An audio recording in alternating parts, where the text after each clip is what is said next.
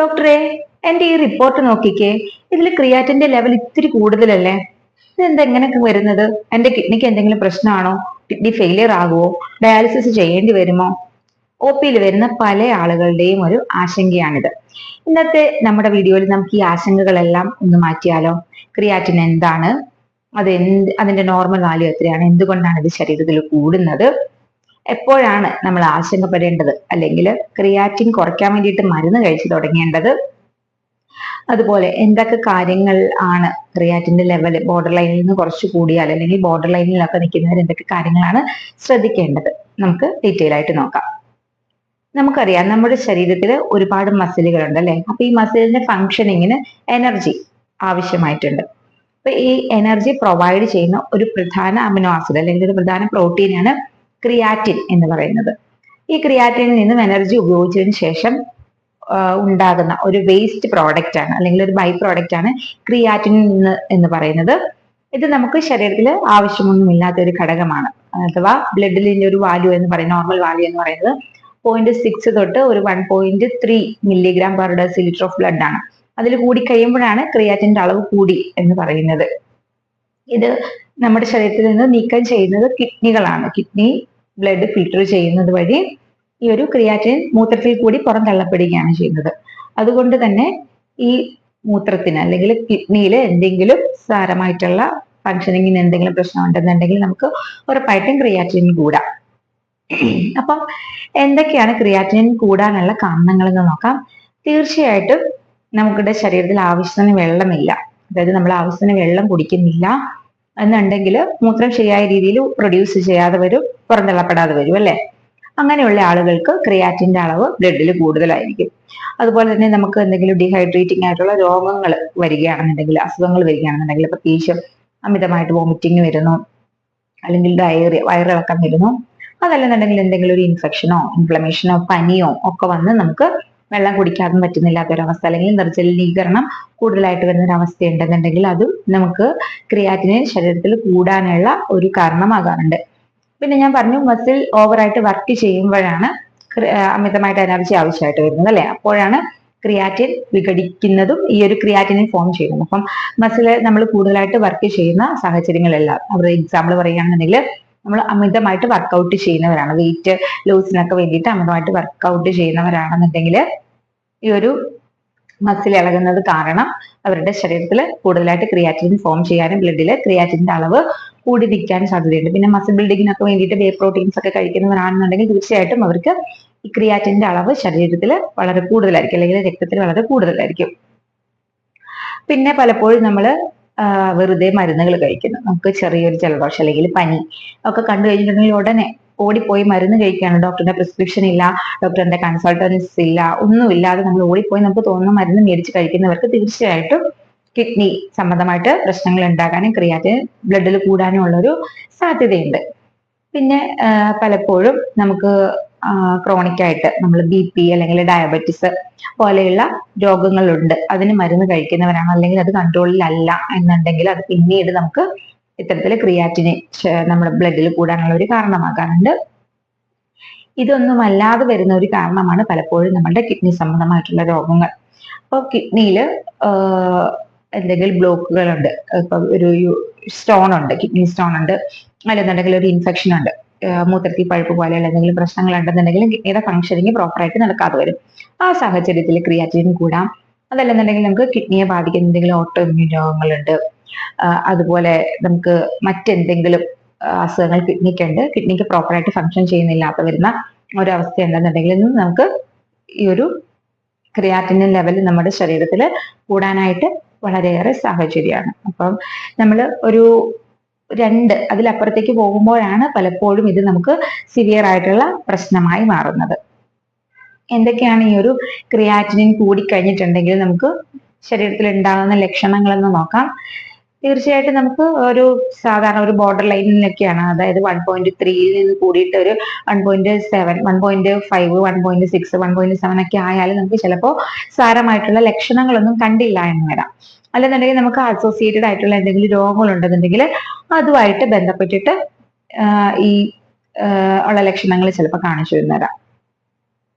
അപ്പൊ അമിതമായിട്ടുള്ള ക്ഷീണം, അല്ലെങ്കിൽ നമ്മുടെ മൂത്രം നമുക്ക് കൺട്രോൾ ചെയ്യാൻ പറ്റുന്നില്ല അത് വരുന്നു, അല്ലെങ്കിൽ മൂത്രം ഒഴിക്കുമ്പോൾ പൂർണ്ണമായിട്ട് മൂത്രം പോകുന്നില്ലാത്ത ഒരവസ്ഥ വരുന്നു, എപ്പോഴും മൂത്രം ഒഴിക്കാൻ മുട്ടുന്നത് പോലെ വരുന്നു, അതുപോലെ തന്നെ മൂത്രം കലങ്ങി പോകുന്നു, മൂത്രത്തിൽ പത കാണുന്നു. പിന്നെ നമ്മൾ പ്രത്യേകിച്ച് കാരണങ്ങളൊന്നുമില്ല മുഖത്തിൽ, പ്രത്യേകിച്ച് കണ്ണിന്റെ അടിയിലൊക്കെ ഒരു പഫ്നെസ്, ഒരു സ്വെല്ലിംഗ് ഉണ്ടാകുന്നത്, അതുപോലെ തന്നെ നമ്മുടെ കാൽപാദങ്ങളിൽ രാവിലെ എഴുന്നേൽക്കുമ്പോഴും ഒക്കെ ഒരു സ്വെല്ലിംഗ്, റെസ്റ്റ് എടുത്തിട്ടാണെങ്കിൽ പോലും ഒരു നീർക്കെട്ട് കാണുന്നു, എന്താണ് പീഡലെഡിമ ഉണ്ടാവുന്നു. അങ്ങനെയുള്ള ലക്ഷണങ്ങൾ ഉണ്ടെന്നുണ്ടെങ്കിൽ, അതുപോലെ നമുക്ക് വിശപ്പില്ല, ദാഹമില്ല, ഒരു കാരണമില്ലാതെ പ്രത്യേകിച്ച് വോമിറ്റിങ് വരുന്ന ഒരു ടെൻഡൻസി ഉണ്ട് എന്നുണ്ടെങ്കിലൊക്കെ നമുക്ക് എന്ത് വരാം, ഈ ഒരു ഈ ഒരു ക്രിയാറ്റിൻ നമ്മുടെ രക്തത്തിൽ കൂടുതലാണ് എന്നുള്ളത് നമുക്ക് മനസ്സിലാക്കാനായിട്ട് സാധിക്കും. ഇതൊക്കെയാണ് നോർമലായിട്ട് നമുക്ക് ക്രിയാറ്റിന് നമ്മുടെ ശരീരത്തിൽ അപകടകരമാം വിധം കൂടുതലാണെന്നുണ്ടെങ്കിൽ കാണുന്ന പ്രധാനപ്പെട്ട ലക്ഷണങ്ങൾ. പ്രത്യേകിച്ച് ലക്ഷണങ്ങളൊന്നുമില്ല. ഒരു റാൻഡം ബ്ലഡ് ചെക്കപ്പ് നടത്തിയപ്പോഴാണ് ബ്ലഡിൽ ക്രിയാറ്റിൻ ഉണ്ടെന്നുള്ളത് കണ്ടുപിടിച്ചത്. അപ്പം ക്രിയാറ്റിന്റെ അളവ് ഒരു 1.7 താഴെയേ ഉള്ളൂ, അല്ലെങ്കിൽ ഒരു 1.5 1.7 ആ ഒരു റേഞ്ചിലാണ് എന്നുണ്ടെന്നുണ്ടെങ്കിൽ നമുക്ക് പലപ്പോഴും നമ്മുടെ ഡയറ്റ്, ലൈഫ് സ്റ്റൈല് ഇതിലൊക്കെ മാറ്റം വരുത്തുന്നത് കൊണ്ട് നമുക്ക് ക്രിയാറ്റിൻ നോർമലൈസ് ചെയ്യാനായിട്ട് സാധിക്കുന്നതേ ഉള്ളൂ. നമുക്ക് ക്രിയാറ്റിൻ കൂടുതലായിട്ട് അതിപ്പം നമുക്ക് വേറെ എന്തെങ്കിലും അസോസിയേറ്റഡ് രോഗങ്ങളുണ്ട്, ഡയബറ്റീസ്, BP, അൺകൺട്രോൾഡ് BP ഒക്കെ ഉണ്ടെന്നുണ്ടെങ്കിൽ തീർച്ചയായിട്ടും ഡോക്ടറിനെ കാണേണ്ടതാണ്. അതല്ല, വേറെ ലക്ഷണങ്ങളൊന്നുമില്ല, വേറെ മറ്റു രോഗങ്ങളൊന്നും ഇല്ലെന്നുണ്ടെങ്കിൽ തീർച്ചയായിട്ടും നമുക്ക് ഡയറ്റിലൊന്ന് ശ്രദ്ധിച്ചാൽ മതിയാവും. അപ്പം അമിതമായിട്ട് പ്രോട്ടീൻ അടങ്ങിയ ഭക്ഷണങ്ങൾ കഴിക്കുന്നത് കുറയ്ക്കുക. അപ്പൊ മെയിൻ ആയിട്ട് നമുക്ക് പ്രോട്ടീന്റെ സ്രോതസ് രണ്ടെണ്ണമാണ്, ആനിമൽ പ്രോട്ടീൻസും വെജിറ്റബിൾ പ്രോട്ടീൻസും. ആനിമൽ പ്രോട്ടീൻസ് പറഞ്ഞിട്ടുണ്ടെങ്കിൽ നമ്മൾ സാധാരണ കഴിക്കുന്ന മീറ്റ്, ഫിഷ് ഇതൊക്കെ തന്നെയാണ്.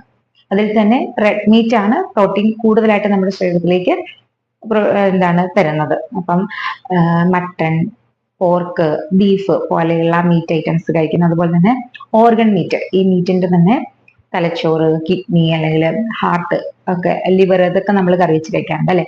അങ്ങനത്തെ രീതികളൊക്കെ ഒന്ന് കഴിവതും മിനിമലൈസ് ചെയ്യാൻ വേണ്ടി, അല്ലെങ്കിൽ ലിമിറ്റ് ചെയ്യാൻ വേണ്ടിയിട്ട് ശ്രദ്ധിക്കുക. അപ്പം ഒരു മാസത്തിൽ ഒരിക്കലോ അല്ലെങ്കിൽ 2 മാസത്തിൽ ഒരിക്കലോ ഒക്കെ ആക്കാൻ വേണ്ടിയിട്ട് ശ്രദ്ധിക്കുക. പിന്നെ അമിതമായിട്ട് എക്സസൈസ് ചെയ്യുന്നത് ഒഴിവാക്കിയിട്ട് മിനിമലൈസ്ഡ് ആയിട്ടുള്ള രീതിയിലുള്ള എക്സസൈസുകൾ ചെയ്യാൻ വേണ്ടിയിട്ട് ശ്രദ്ധിക്കുക. അതുപോലെ ധാരാളം വെള്ളം കുടിക്കുക. നമുക്ക് ഡീഹൈഡ്രേഷൻ ഉണ്ടായി കഴിഞ്ഞിട്ടുണ്ടെങ്കിൽ ഈ ഒരു ക്രിയാറ്റിനിൻ നമ്മുടെ ശരീരത്തിൽ കൂടാനുള്ള ഒരു സാധ്യതയുണ്ട്. ആവശ്യത്തിന് വെള്ളം കുടിക്കുക. വേറെ രോഗങ്ങളൊന്നുമില്ല, കിഡ്നി സംബന്ധമായിട്ട് വേറൊരു പ്രശ്നങ്ങളും ഇല്ലാന്നുണ്ടെങ്കിൽ ഡെയിലി നമുക്കൊരു 2.5 തൊട്ട് 3 ലിറ്റർ വെള്ളമൊക്കെ കുടിക്കാവുന്നതാണ്. അതുപോലെ തന്നെ ഉപ്പ് ഉപയോഗിക്കുന്നത് ഒഴിവാക്കുക, ഉപ്പ് അമിതമായിട്ട് ഉപയോഗിക്കുന്നത് ഒഴിവാക്കുക. അപ്പം ടേബിൾ സോൾട്ട് ആണെന്നുണ്ടെങ്കിൽ നമ്മൾ അമിതമായിട്ട് ഉപയോഗിക്കാതിരിക്കുക. അതുപോലെ തന്നെ ബേക്കറിയിൽ നിന്ന് വാങ്ങിക്കുന്ന എല്ലാ സാധനങ്ങൾക്കകത്തും, ചിപ്സ് ആയിക്കൊള്ളട്ടെ അല്ലെങ്കിൽ ഒരു ബ്രെഡ് ആയിക്കൊള്ളട്ടെ, അതിനകത്തെല്ലാം ഒരു പ്രിസർവേറ്റീവ് ആയിട്ട്, അതുപോലെ തന്നെ ഒരു ഫ്ലേവറിംഗ് ഏജന്റ് ആയിട്ടൊക്കെ അമിതമായിട്ട് ഉപ്പ് ഉൾപ്പെടുത്തുന്നുണ്ട്, നമ്മളുടെ സോഡിയം ക്ലോറൈഡ് ഉൾപ്പെടുത്തുന്നുണ്ട്. അതുകൊണ്ട് തന്നെ ഇത്തരം പദാർത്ഥങ്ങളുടെ ഉപയോഗം, അല്ലെങ്കിൽ ഇത്തരം ഭക്ഷണ സാധനങ്ങൾ ഉപയോഗിക്കുന്നത് പൂർണ്ണമായിട്ടും ഒഴിവാക്കുക. ആരാണ് ഫ്രൂട്ട്സ്, വെജിറ്റബിൾസ് കഴിക്കുക. അപ്പൊ നമുക്ക് മെയിൻ ആയിട്ട് പപ്പായ, അതുപോലെ ഗ്രീൻ ആപ്പിള് പോലെയുള്ള പഴങ്ങൾ കൂടുതലായിട്ട് കഴിക്കാൻ വേണ്ടിയിട്ട് ശ്രദ്ധിക്കുക. അത് നമ്മുടെ ക്രിയാറ്റിനിന്റെ ലെവലിനെ കൺട്രോൾ ചെയ്യാനായിട്ട് ശ്രദ്ധിക്കുക. അതുപോലെ പേരയ്ക്കൊക്കെ കൂടുതലായിട്ട് കഴിക്കാൻ വേണ്ടിയിട്ട് ശ്രദ്ധിക്കുക. പിന്നെ പൊട്ടാസ്യം, ഫോസ്ഫറസ് ഒക്കെ ഒന്ന് കുറയ്ക്കുന്നതായിരിക്കും നല്ലത്. അതുപോലെ പച്ചക്കറികളാണെന്നുണ്ടെങ്കിൽ എല്ലാ തരത്തിലുള്ള പച്ചക്കറികൾ, അതിപ്പം പൾസസ്, കടല, ചെറുപയർ അങ്ങനത്തെ സാധനങ്ങളൊക്കെ ഒന്ന് ലിമിറ്റ് ചെയ്തിട്ട് പകരം ധാരാളം ബീൻസ്, അച്ചിങ്ങ, ക്യാപ്സിക്കം, കോളിഫ്ലവർ, ബ്രൊക്കോളി, ക്യാബേജ് ഇതെല്ലാം നമ്മുടെ ഭക്ഷണത്തിൽ കൂടുതലായിട്ട് ഉൾപ്പെടുത്താൻ വേണ്ടി ശ്രദ്ധിക്കുക. അതുപോലെ കോൺ, ക്രിയാറ്റിനിന്റെ അളവ് നിയന്ത്രിക്കാൻ വളരെ എഫക്റ്റീവ് ആയിട്ടുള്ള ഒരു ഭക്ഷണമാണ് കോൺ, അതായത് നമ്മുടെ ചോളം എന്ന് പറയുന്ന സാധനം. അപ്പം ഇവയെല്ലാം നമ്മുടെ ഭക്ഷണത്തിൽ കൂടുതലായിട്ട് ഉൾപ്പെടുത്താൻ വേണ്ടിയിട്ട് ശ്രദ്ധിക്കുക. അതുപോലെ നാരങ്ങ അല്ലെങ്കിൽ ലെമൺ ജ്യൂസ് ഒക്കെ കഴിക്കാൻ വേണ്ടിയിട്ട് ഡെയിലി ഒരു ഗ്ലാസ് ഒക്കെ കഴിക്കാൻ വേണ്ടിയിട്ട് ശ്രദ്ധിക്കുക. അതും ലിമിറ്റ് ചെയ്ത് കഴിക്കുക.